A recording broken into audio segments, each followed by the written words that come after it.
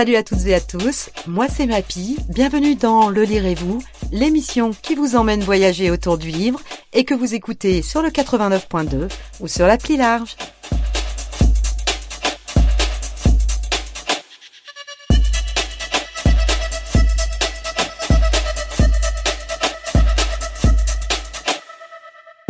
Et aujourd'hui, j'ai eu l'honneur d'interviewer Jean-Marie Quéméner à l'occasion de la sortie de son roman « J'ai 1000 ans », paru aux éditions Récamier lors de la rentrée littéraire le 24 août. Un entretien aussi passionnant que son roman. Allez, c'est parti.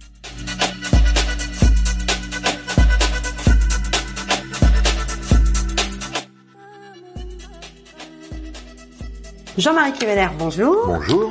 On se revoit aujourd'hui pour J'ai 1000 ans, qui est sorti le 24 août. Donc J'ai 1000 ans ou l'histoire d'Amal, qui veut dire espoir. Voilà. Un bébé qui naît dans un bordel au Soudan, près de la Libye. Elle est mi-soudanaise, mi-française. En fait, son père est archéologue français, mais le père veut pas en entendre parler. C'est ça. Par contre, la mère Macrel, elle aimerait bien en entendre parler. Ça me signe. On est dans un bordel, pas loin de l'Égypte, pas loin de la Libye, au nord du Soudan. La mère Macrel, elle voit une petite fille métisse avec des yeux clairs. Elle se dit que ça sera bien pour les clients d'ici 10-12 ans, quoi. La mère d'Amal décide de partir, de s'exiler vers la France. Donc s'ensuit un long périple du Soudan à la France, où on côtoie le pire comme le meilleur. C'est un chemin terrible qui nous est raconté par Amal, ce bébé qui vient de naître et qui a déjà 1000 ans. Donc, elle nous raconte tout. C'est vraiment super émouvant et déchirant à la fois. L'espoir, l'exil, mais d'abord la vie près de cette maison rose, un petit village d'orpailleurs, que des hommes. Il existe, hein.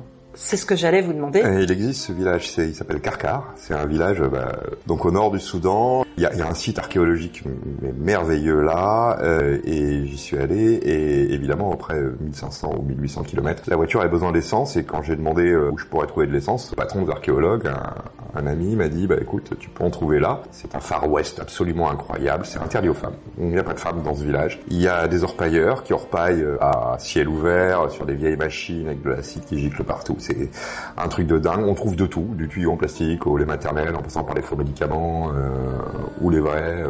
Bon, et donc de l'essence. Tous armés. Plutôt conseillé de regarder ses pieds. Et en redescendant du village avec mes bidons d'essence, je m'étais fait accompagner d'un ouvrier du chantier parce que fallait trouver. C'est du désert quand même, hein, donc on se perd pas là-dedans, faut pas. Et je vois cette magnifique maison rose. Avec un enduit sublime, un très bel enduit, des fleurs nubiennes naïves dessinées sur le mur, et une grande maison rose qui avait l'air de tenir debout à côté du bidonville que je venais de quitter. C'était juste incroyable, et je lui demande ce que c'est que cette maison rose. Et il me répond la maison rose, et je me dis mon arabe de contrebande pour le coup a encore frappé, il ne comprend pas. Pourtant maison rose en arabe c'est quand même un peu la base. Et là il fait un geste que la radio et ma bonne éducation m'empêchent de répéter, et je comprends que c'est donc le bordel. Et ça me trotte dans la tête cette histoire de femme à vendre en bas de ce village pourri. Puis 2 ans plus tard, il m'a fallu 2 ans, Amal est née dans ma petite tête et puis sur le papier. Une question, quand vous avez réussi à rentrer dans ce village d'orpailleurs ? Assez facilement en fait, parce que je suis un homme, donc c'est plus facile. C'est impossible pour être femme de toute façon. Et ensuite, ça a été mon métier quand même. J'étais grand reporter toute ma vie, donc rentrer dans ces lieux-là, finalement, c'était jamais que du boulot pour moi, quoi. Et d'ailleurs, je rebondis sur le côté grand reporter. Plutôt que d'opter pour un récit journalistique sur un sujet d'actualité, vous nous proposez un récit, voire même un conte d'ailleurs. C'est un conte, une fable, je vois plus ça comme ça, tel quel.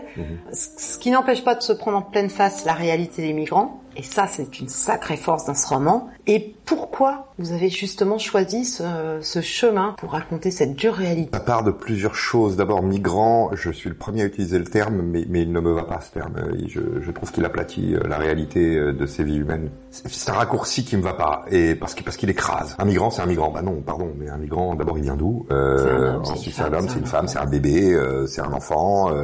Et il fallait donc avoir une voix qui puisse être en même temps totalement naïve et cette espèce de découverte avec les yeux grands ouverts d'un monde pas forcément sympathique, mais d'un monde, et en même temps la sagesse d'une reine africaine et de quelqu'un qui a tout vécu, d'où le titre, J'ai 1000 ans. C'est un bébé, mais elle a 1000 ans.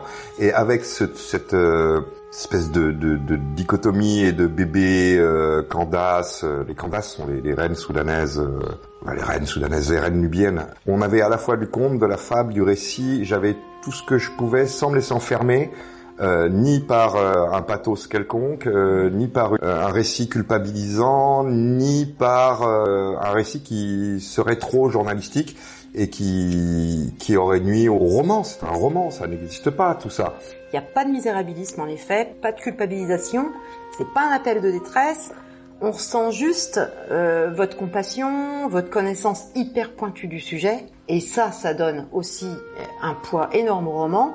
Rien n'est surjoué, et vous dites qu'Amal, elle a pris le dessus, qu'elle a écrit cette histoire. Quand vous créez un personnage, surtout à partir du moment où c'est lui qui parle, et là elle parle tout du long, elle se débrouille et elle raconte. Moi, je finis par être un média au sens le plus strict du terme. Elle passe par moi et ça sort comme ça. Alors quand vous le racontez comme ça, ouais, ça semble mais d'une facilité, mais sans nom. Mais avec le nombre de romans que j'ai pu lire, de livres que j'ai pu lire, c'est pas évident pour tout le monde. Donc non, il y a quand même, il y a quelque chose. Je pense que c'est effectivement toute votre histoire qui a fait que ça prend pas le dessus. Un personnage prend pas toujours le dessus sur le. Moi, sur l'écrivain. Dès que je crée les personnages, ce sont eux qui m'emmènent. Ça fait 30 ans que je sais que le journaliste, au moment où le journaliste apparaît, il ajoute une information qui n'est pas nécessaire. Donc il ne doit pas apparaître. Je pense pour l'écrivain, c'est la même chose. Il n'y a rien de plus pénible qu'un écrivain qui se regarde écrire. Complètement. Aussi talentueux soit-il, c'est juste un peu pénible. L'histoire des gens ne m'intéresse que quand ils parlent des autres, parce que là, ils sont capables de s'oublier. Si on parle de soi, ça ne m'intéresse pas. Votre expérience de grand reporter, votre longue expérience de grand reporter fait que vous avez peut-être une facilité, je pense que c'est en vous, mais ça vous aide effectivement à ce que vos personnages prennent complètement vie et avancent tout seuls. Le risque, c'est de créer des personnages bancals. On crée un personnage bancal, ça marche pas. J'ai envie de dire, on fait naître des bébés adultes, alors sans jeu de mots aucun avec Amal qui est un bébé, mais quel que soit le personnage qu'on crée, que vous soyez à la masse ou au scalpel dans votre écriture, si vous essayez de maîtriser vos personnages, vous êtes à côté de la plaque. Parce que ça veut dire que vous les avez mal créés. C'est le complexe du docteur Frankenstein, et sa créature. Et sauf qu'il faut laisser la créature partir. Mais tout de suite. Mais moi, j'ai été frappée aussi par le côté poétique, descriptif. Moi, vous m'avez fait rêver avec votre façon de vous attarder sur tout ce qui est beau, que ce soit dans les paysages, les descriptions, les couleurs, les odeurs, les personnes aussi, comme si vous vouliez peut-être quelque part, je sais pas, adoucir tout ce sordide. Le Soudan, c'est un pays que peu de gens connaissent, ce qui est dommage. Alors, c'est un pays torturé aujourd'hui et ça me fait mal, mais c'est un pays merveilleusement beau, peuplé de gens merveilleusement beaux. Il est somptueux, ce pays. Le désert soudanais est une merveille, la mer Rouge c'est une merveille. Les Soudanais qui sont là sont des gens qui donnent leur chemise pour aider. On est dans un pays de cocagne qui m'a complètement happé, enveloppé, accueilli, et je voulais même pas lui rendre hommage. Juste quand je décris où il se trouve que je reviens sur mes souvenirs et j'ai de la beauté plein la tête. Et je pense aussi à Soraya, la prostituée, à Rafa, à la tchadienne, à Sim, le mécano homosexuel. Ils sont tellement vivants et vous retranscrivez tellement l'humanité. Ce que vous dites, un migrant, c'est pas un migrant, c'est une personne, et chaque migrant est effectivement complètement différent l'un de l'autre. Et là, on le voit, là, on le ressent parce qu'on vit ces personnages, mais d'une force. Qu'est-ce qui pousse quelqu'un à foutre le camp de chez lui en laissant tout Qu'est-ce qui pousse quelqu'un à en aimer un autre? Je parle d'amitié ou d'amour, peu importe. Qu'est-ce qui pousse quelqu'un à aider l'autre? Ces connexions humaines-là, elles me passionnent en fait. Si j'arrive à mettre le doigt dessus, je suis plus qu'heureux parce que c'est juste ça que je veux faire depuis toujours. C'est essayer de mettre le doigt, de comprendre sur les connexions humaines ou alors l'absence de connexions humaines. Pourquoi on tue, par exemple? Je reviens à ça, mais arriver à concilier le reportage, la géopolitique, les réfugiés, le Darfour, la Libye, et donc sous forme de contes, de fables avec des chapitres. Alors, assez courts. Donc des chapitres courts avec des titres. Alors, la Maison Rose, l'araignée Karaba, le chameau. Et en fait, j'ai envie de dire, du coup, chaque chapitre, c'est une fable indépendante. L'histoire est très liée, mais à chaque fois, on a une fable, on a une morale à chaque chapitre. La Maison Rose parle la Maison Rose, le chameau c'est un homme, c'est Jamal. L'araignée Karaba, Karaba ça veut dire électricité, c'est une araignée jaune qui traîne dans le désert soudanais, qui est l'araignée la plus rapide du monde ou pas loin. Et ça existe pour de vrai, ces combats Oui, il y a là-bas vraiment des combats entre araignées et scorpions. Ah ouais? Oui, ils font ça. Ça existe, j'en ai vu, c'est assez étonnant. Ce qui est drôle, c'est qu'on est dans un pays qui est très musulman, pieux, mais avec des libertés notamment le pari est interdit en terre d'islam. Eux, ils parient quand même là-dessus. C'est aussi vieux que les caravanes qui traversaient le Soudan pour aller chercher l'ivoire ailleurs, quoi. Numéroter les chapitres, ça n'a d'intérêt que si on veut emmener le lecteur d'un point A à un point B. Et moi, je voulais le perdre parce qu'elle se perd, parce que c'est une migration et que on ne sait finalement pas ce que va être demain. Et l'idée, c'était d'enlever toute mathématique, progression chiffrée pour qu'on reste dans ma fable, dans mon conte africain. Moi, Amal, elle m'a bouleversée avec cette phrase aussi « J'ai 1000 ans », qui revient tel un refrain, comme son chemin de conscience, son évolution. Elle est évoluée, elle a 1000 ans. On la sent avancer et discuter, et du coup, elle comprend pas grand-chose de travers. Non, elle comprend pas de travers parce qu'elle a 1000 ans, mais je viens de naître, j'ai 1000 ans, c'est ma percussion sur une ligne musicale, c'est mon djembé, quoi, c'est ce qui va rythmer ça. Si vous êtes rock, c'est pas ligne de basse. C'est une musique, un récit, c'est une musique et il faut parfois un refrain, quelque chose sur lequel s'appuyer en permanence. Et comme elle s'aventure sur des chemins d'exil et que c'est compliqué, il faut qu'elle puisse revenir à ce qu'elle est.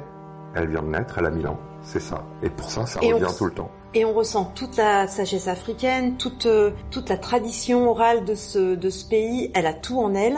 Elle est d'une puissance impressionnante et c'est elle aussi qui donne la force à tous les autres personnages. L'idée, c'est d'essayer de passer par-dessus tout, et c'est pour ça que j'avais besoin de ce bébé, et c'est pour ça qu'elle est fabuleuse, cette petite bébé-là. Elle découvre tout, elle comprend tout, elle en tire une petite leçon qui va bien, et derrière, à la fois elle sait parce qu'elle a 1000 ans, et en même temps elle doute parce qu'elle a 1000 ans, et qu'elle vient de naître. Vous revenez du Salon du Livre de Nancy. Oui. Premier salon, puisque 3 semaines après la sortie du livre. Quelle a été votre rencontre avec les lecteurs? Comment ça s'est passé? Alors d'abord, le Salon du Livre de Nancy, c'est une petite merveille, ce salon, parce qu'il y a... D'abord, Nancy est une ville que je connaissais pas, qui est très très belle. J'ai trouvé qu'il y avait de tous les âges, tous les milieux, tous les intérêts. J'ai pu voir la réaction des gens. J'avais envie de leur dire, et je l'ai fait à plusieurs reprises, vous savez quoi, ouvrez le livre. D'abord, je pense que tout le monde devrait faire ça avant d'acheter un livre, parce que ça permet de savoir si ça nous va. Moi, je comprends très très bien. Lisez un peu, regardez, et si ça vous va, je suis ravi de vous le dédicacer. C'est en gros, on va faire simple. Vous savez quoi, la vie est très compliquée. Si on faisait un peu simple, on gagnerait un peu de temps et beaucoup de nerfs. Et vous avez rencontré des lecteurs qui vous avaient déjà lu? Oui. Il est tout récent, je rappelle, ça fait 3 semaines qu'il est sorti. Donc oui, j'ai rencontré des lecteurs qui m'avaient déjà lu, et il y a un lecteur qui m'a marqué en particulier parce que il avait une encre tatouée sur le biceps. Évidemment, je m'appelle Kemener, je suis breton, vous voyez, je vois l'encre, je fais « Waouh, un copain marin !» Donc je saute dessus, non, le pauvre homme. Et je lui dis « Ah voilà », et comme je présentais également tous mes livres, donc il y avait ma trilogie sur les pirates, je me marre et je prends un de mes pirates et je lui montre, et je lui dis « je pense que ça c'est pour vous, quoi ». Et il rigole, il fait un gentil sourire et il fonce, mais alors, droit direct sur Gémilan, il fait « Non, je veux celui-là ». Donc bêtement, je lui demande son prénom et je dédicace et il est reparti. Ce chouette couverture, elle attire. Moi, je l'ai vu, la première fois que je l'ai vu, je fais waouh. Pendant mes lectures, à chaque fois que je le posais et que mes yeux retombaient dessus, j'avais une demi-seconde à rester scotché dessus. Parce qu'elle ajoute et comprend le livre à la couverture. Et finalement, c'est nous. Donc réellement nous, avec Céline et son équipe, et notamment la directrice artistique, mais pas seulement, c'est toute une équipe où chacun a donné son avis. Je pense que ça a dû être une évidence assez rapidement. Ouais, très clairement c'était celui-là, on était tous d'accord. Ce qu'on demande à une couverture, c'est de résumer et de renvoyer sur le livre. Moi, cette couverture, elle me plaît énormément. Et le truc de la bulle, en fait, où il y a le titre, l'ensemble va très très bien. Ça fait partie du travail d'un éditeur et c'est vraiment très très important. Et une première sélection aussi au prix Malraux, qui distingue un essai et un roman engagés au service de la condition humaine. Waouh! Oui, je suis flatté. Alors là, je suis extrêmement flatté. À moins d'un mois de sa sortie. Ouais. Vous venez de le dire. Pourquoi ce prix existe? C'est en fait, il récompense aussi un écrit sur l'art, ce qui est bien. Et puis il y a une autre phase du prix, celui pour lequel je suis concerné, où il récompense effectivement un roman qui défend quelque chose. C'est pour ça que j'ai parlé que de évidemment la condition humaine, évidemment. Malraux, honnêtement, rien que d'être sélectionné pour ce prix, ça valide. Alors, en plus, l'avantage des prix, c'est que ça valide. Il faut pas le prendre personnellement. Ça valide le travail de tous les gens qui ont bossé sur ce livre. Et ils sont nombreux, les correcteurs, la directrice artistique, celle qui s'occupe de relations salon-libraire, celle qui s'occupe de la presse, celle qui s'occupe de... En plus, vous avez vu, ils ont le bon goût de prendre que des femmes.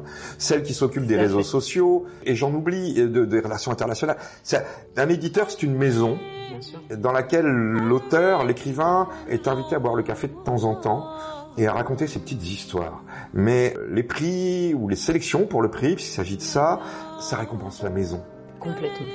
Et donc, résultat le 3 novembre, comme tous les ans, date anniversaire de la naissance de Malraux. Exactement.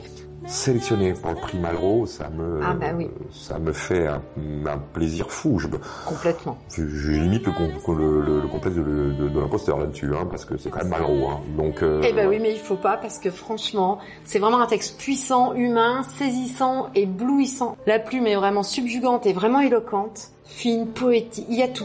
Il y a tout. De la noirceur, de l'espoir en même temps, ou juste comment apprendre, comment comprendre les migrants de façon poétique.